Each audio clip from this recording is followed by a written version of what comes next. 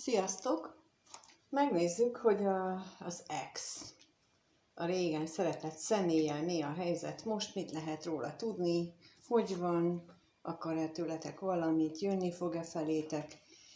És most itt az elején elmondom, hogy ma van a csatorna születésnapja, és ennek keretében, aki a héten egyéni kirakást kér, az 50% kedvezménnyel tudja igénybe venni. Ez az én ajándékom nektek, azok, akik ilyen hűségesen nézitek a videóimat, amiért nagyon hálás vagyok.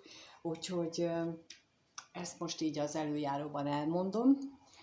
A leírásban megtaláljátok a kuponkódot, amivel az oldalon igénybe lehet venni, aki nem ott akar, hanem utalással szeretne fizetni, az írjon e-mailt, és akkor ott meg tudjuk beszélni. Úgyhogy, de a kurzusok is élnek még, tehát aki önismeretet szeretne, azoknak is megvan még a 30% kedvezmény, nem csak a héten, hanem még a jövő héten is. Az arra szolgál, hogy egyre inkább nektek szóljon ez a videó, mert ahhoz, hogy egy nyelvet beszéljünk, ahhoz egyforma tudatállapotban kell legyünk, egyforma tudatszinten kell legyünk, azt pedig úgy tudjuk leginkább megvalósítani, hogyha igyekszünk felhozni magunkat egy szintre. Ez például olyan, mint hogyha egy óvodásnak én elkezdek beszélni az integrál számításról, egy matematikai bonyolult függvényről, és a kisgyerek az meghallgat engem, de gőze nincsen, hogy miről beszélek, mert más dolgokat jelent neki az a szó, mint én nekem, vagy például, hogyha valaki így nagyon bölcsész beállítottságú, annak is szintén hiába beszélek én a matematika nyelvéről, hogyha ő egyébként pedig inkább versekkel, meg irodalmi szöveggel van elfoglalva, és ahhoz, hogy így közelítsük egymáshoz a megértésünket, vagy hogy azt értsétek meg abból, amit én átadni szándékozok, amit én igyekszem úgy megfogalmazni, de mégsem biztos, hogy sikerül. Ehhez szükséges az, hogy önismeret legyen, és a kurzusok erre nagyon jó alkalmat adnak, mert hogy ott sokat beszélgetünk, és sok mindent át tudunk venni, hogy mi az és mit jelent, és én mit találtam, és mit tapasztaltam az életben, meg a tanulások közben. Úgyhogy ezt így előjáróban elmondtam, és akkor megnézzük, hogy mit lehet tudni erről a valaha szeretett szeméről, mi van most ővel, milyen élethelyzete van. Meglátjuk, hogy kiről szól ez a mai, milyen exről szól ez a mai kirakásunk. Milyen ex, ki ő, milyen helyzetben van.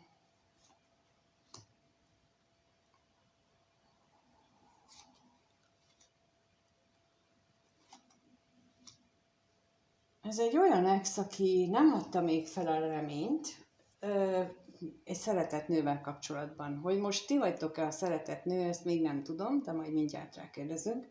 De az biztos, hogy ő nagyon reménykedik még egy valakiben, aki lehet, hogy úgy gondolja ő most, hogy aki szomorú, és akit nem jól érint a jelenlegi helyzet, de az is lehetséges, hogy ő úgy érzi, vagy úgy gondolja, hogy ő tette szomorúvá a helyzetet, ugyanakkor ő még nem adta fel azt, hogy ezt helyre lehet hozni, illetve megjelenik itt az ő életében, vagy az ő jelenlegi helyzetében az, hogy ő nagyon bízik az égiek segítségében, és azoknak a támogatásában. És akkor itt a reményre kérnek szépen még, hogy erről mit tudhatunk meg, hogy mi az, amiben ő, vagy miért reménykedik.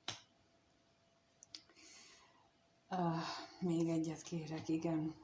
Szóval, hát teljesen nyilvánvaló, hogy az ő ragaszkodása az nem csak ilyen nem csak ábrándok szintjén van, hanem a vágyak és az örömök megélése terén is, tehát a fizikai valóságban is szeretné megélni ezeket az ő reményeit, amiről lehet, hogy már beszélt erről, vagy lehet, hogy erről már ígéretet tett korábban, vagy valakinek már ígéretet tett, és ezek vannak még mindig benne, és a szomorúságra is kérnék szépen, hogy miért van itt ez a szomorúság. Mert bizonytalan, hogy találkozhat ő, vagy elmehet ő valahova valakihez, ugyanis itt azt mutatja, hogy ő készül valahova. Ez az özvegyasszony itt jelenthet egy harmadik személyt, vagy egy olyan személyt, aki, hát egy harmadikat, tehát nem őt, de egy olyan harmadik tényezőt, aki nem azonos mondjuk azzal, bár lehet, hogy azonos azzal, tehát ez így nem kizáró feltétel, mert itt most már nem szinte, az összes női jelölő kint van, tehát, hogy ő szeretne menni, de bizonytalan, és emiatt ő szomorú, tehát bizonytalan, hogy ő tud-e menni ehhez a személyhez, és lehet, hogy ezért kéri itt a sorsnak a közbeavatkozását, akkor nézzük a szerencsét, hogy arról mit tudhatunk meg.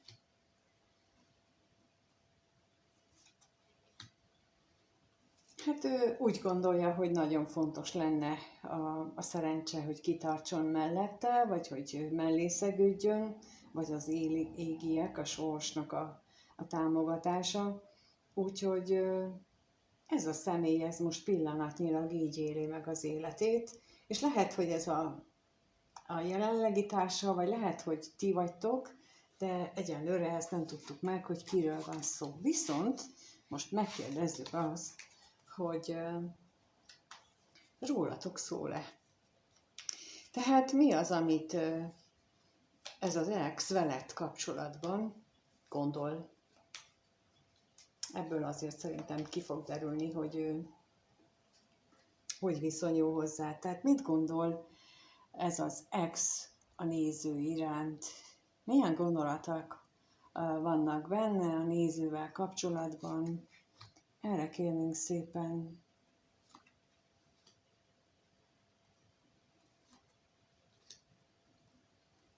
Milyen gondolatok vannak vele kapcsolatban?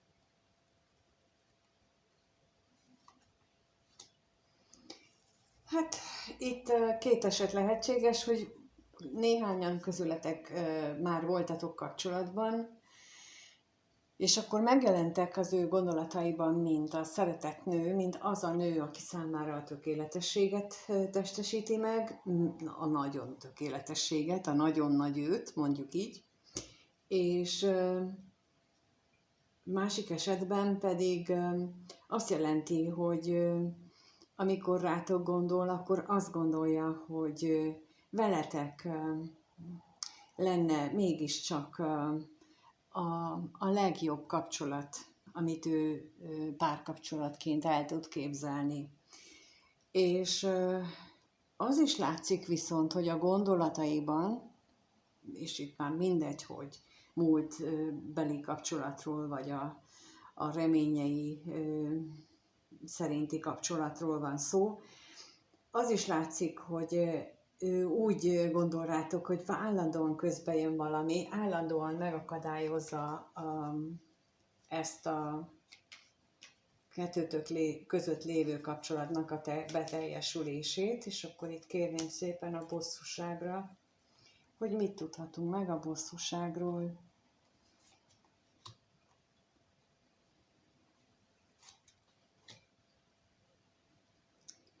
Hát bizony, az, hogy nagyon vágyna rátok, és nem tud ez megvalósulni, és akkor a váratlan örömre is kérnék.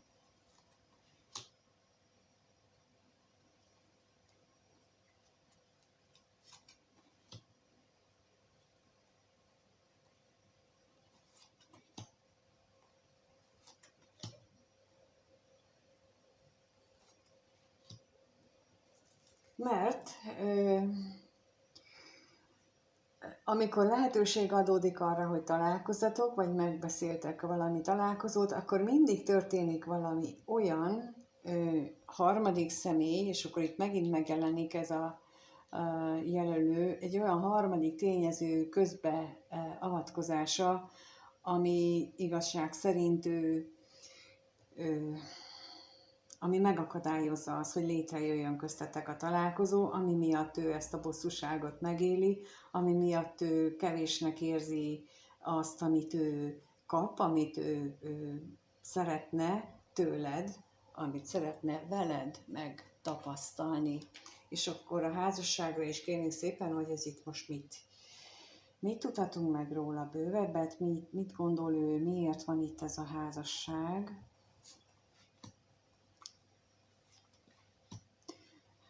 Hát igen, tehát egy tartós érzelmeken alapuló tartós kapcsolatra gondol veled összefüggésben.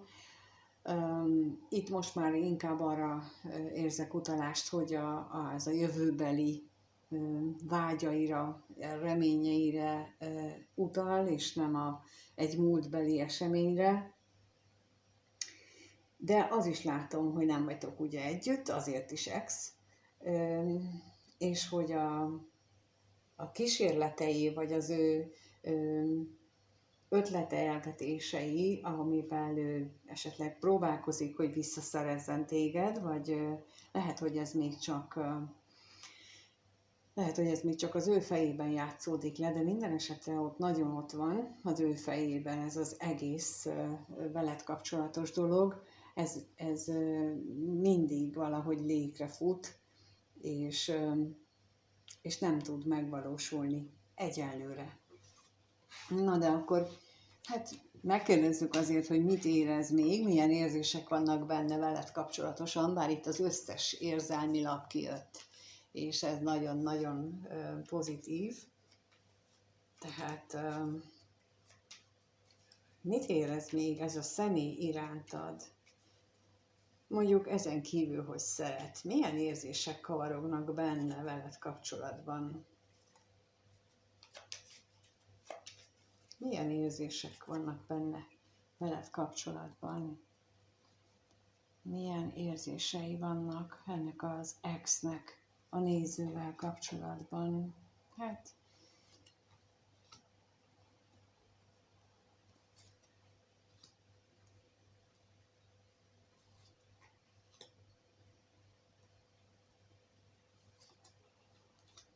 igen, a múltbeli tapasztalataiból kiindulva egyáltalán nem biztos abban, hogy megszűnnének azok a nehézségek, problémák,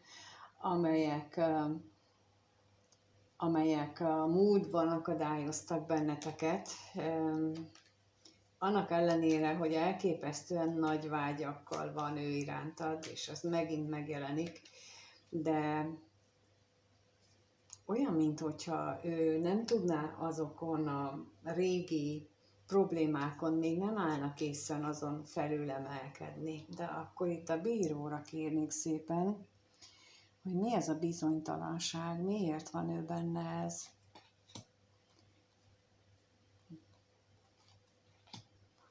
És a veszteség.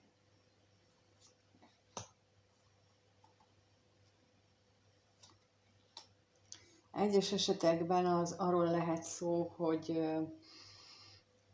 újra és újra a lélekben ő megéli és lejátsza ezt a lehetőséget veled, hogy mi lenne, hogyha újra kezdenétek, mi lenne, hogyha ez így megtörténne. Viszont olyan, mintha ez így megtörténne, akkor ő neki ez egy olyan újfajta veszteséget hozna az életébe, amit még nem tud kezelni. És akkor itt most az ellenségre is kérnék szépen, hogy milyen veszteséget hozna ez az életébe, milyen nehézségek vannak, amik a múltban is ott voltak, és még most sem tudja, hogy ezt hogy lehetne feloldani.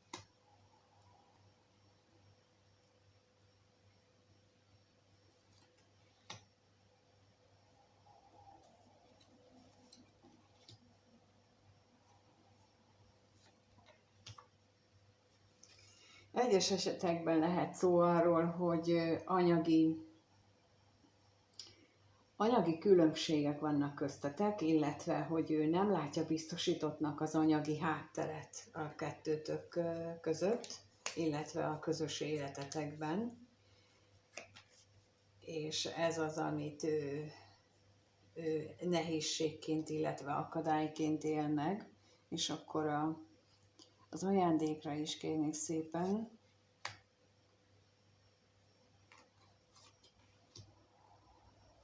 Hát igen, itt azt mutatják, hogy amikor találkoztatok, az gyakran szomorú kimenetelű volt, gyakran szomorúságot okozott neked, vagy akár mindkettőtöknek. És ebből én most úgy érzem, hogy benne nagyon-nagyon nagy az irántad való vágyakozás, a közös kapcsolat, de neki megoldandó feladata van. Ő még nem fejlődte meg azokat ami a múltban is problémát okozott, és itt érzek azt, hogy ő veszteségként élné meg, hogyha ezt meglépné feléd, mert a más területen jelentene ez veszteséget neki. Például, és akkor itt mondok egy példát arra, hogy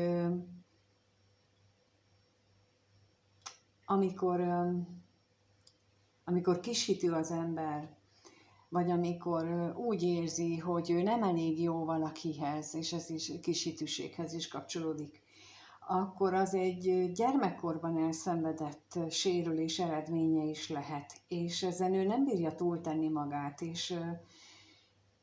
és ő ezt úgy gondolja, hogy hiába kezdenétek újra, ő neki ez a veszteség, tehát ez a nem vagyok elég jó, ez a nem vagyok, nincsen elég pénzem ahhoz, hogy téged megfelelően szeresselek, ahogy az ő értelmezése szerint van. És az ebből ered, hogy ő gyermekkorában azt tapasztalta meg, hogy ahhoz, hogy ő szerethető legyen, ahhoz neki például anyagilag kell, tehát valamit fel kell mutatni. Ez például a kurzusokon, amiről az elején beszéltem, ilyeneket tudunk kideríteni, hogy honnan erednek és ezeket tudjuk megbeszélni személyre szólóan is, hogy honnan erednek ezek a berögződések, vagy ezek a tévhitek. És amikor ráébred az ember, hogy például ő is ráébredne, hogy nem kell ahhoz neki gazdagnak lenni, hogy ő szerethető legyen, vagy mi okozza azt, hogy ő állandóan el akar menekülni a világtól, és mi okozza azt, hogy ő nem meri megengedni magának azt, hogy őt szeressék például. Ez is nagyon gyakran a gyermekkorban szerzett sebekből ered, és ezeket át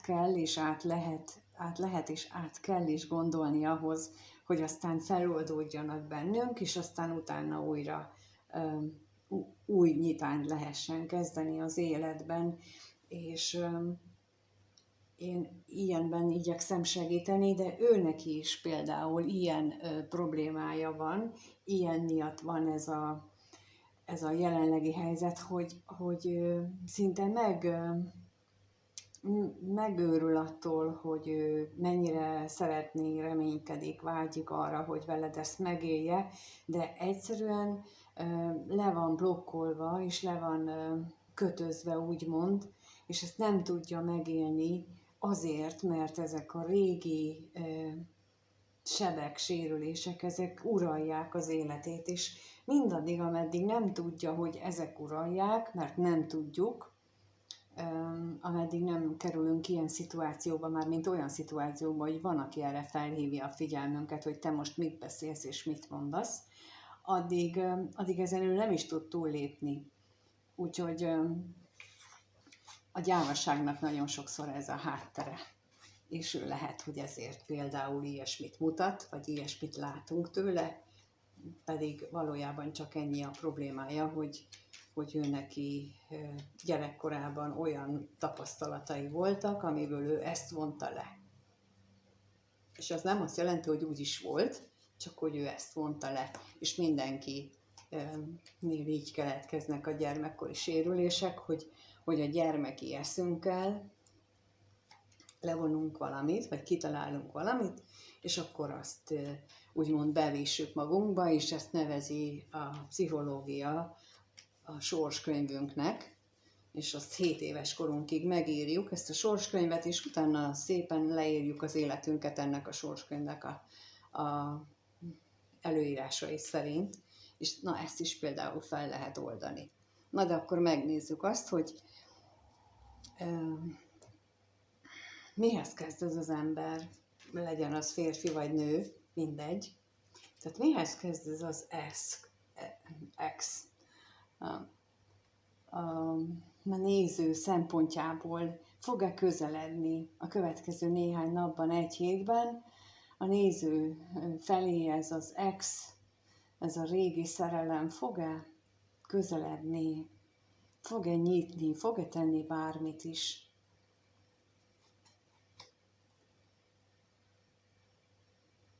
Lássuk, mit fog ő tenni.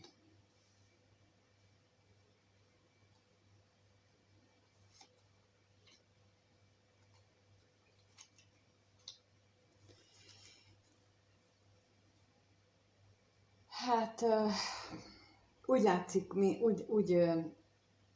úgy érzem, hogy ő nem tud, mint ahogy az előbb mondtam, nem képes ő erre, hogy ezt a teret engedjen ennek a nagyon nagy vágyának, reményének, kívánságának, álmának, amit itt mutattak a lapok. Mert olyan, mintha ezt ő a valóság elől szeretne elmenekülni, és általában például a függőségek azok mindig a valóság elől való menekülésünknek a fizikai megnyilvánulása. Mindig azt mutatják, hogy mi az, hogy valamivel nem akarunk szembenézni. És például az ital, a drog, az mindaz, hogy nem akarunk ezzel szembenézni, és ezt ő valahol érzi, már tudja, és ezért vannak benne a konfliktusok, ezért vannak benne ezek a belső vívódások, csatározások, és ezt úgy tűnik, hogy a jövőben is ezt folytatja kitartóan, bár ott van az, hogy lehet, hogy imádkozik égi segítségért, de mint azt már néhányszor mondtam, van az a mondás, hogy segíts magadon, Isten is megsegít, tehát csak akkor tud segíteni rajtunk a teremtő, az univerzum, az égiek, mindegy, hogy ki a megfelelő, behelyettesíthető, csak akkor tud segíteni, ha mi magunk is legalább elhatározás szintjén és valamilyen energiabefektetés szintjén ezt így elkezdjük csinálni, változtatni, módosítani abba az irányba, amit szeretnénk, és leginkább az, hogy tűzzünk már ki egy célt, hogy legyen mi az, amit mi szeretnénk, és akkor ezt legalább tudják a segítők, akik nekünk ebben segíteni szeretnének, de akkor kérnék szépen a hamisságra, hogy ő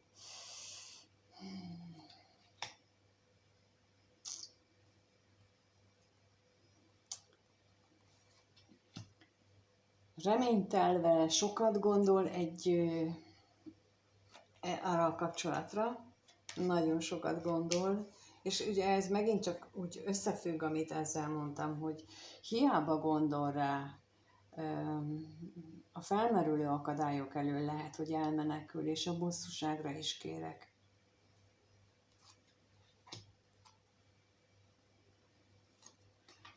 Hát a jelenlegi körülményeiben lehet, hogy az is közrejátszik abban, hogy ő úgy érzi, hogy ez pillanatnyilag az ő álmai és vágyai nem megvalósíthatók, és emiatt van benne ez a bosszúság és ez a belső harc és belső küzdelem, és a hűségre is kérek szépen.